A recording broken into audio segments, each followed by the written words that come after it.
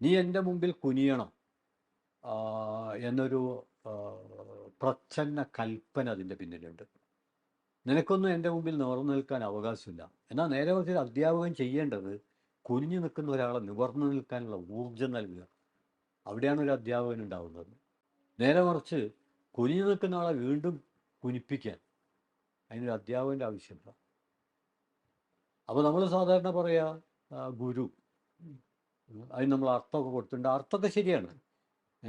ഇരുട്ടിൽ നിന്ന് വെളിച്ചത്തിലേക്ക്, അല്ലെങ്കിൽ ഇരുട്ടിനെ പ്രതിരോധിക്കുന്ന നല്ല അർത്ഥമാണ്.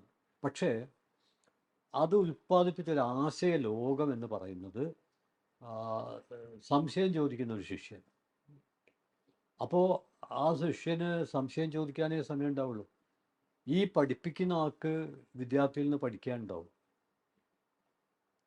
അതുകൂടി ഉൾക്കൊള്ളുന്നതാണ് വിദ്യാഭ്യാസം എന്ന് പറയുന്നത്.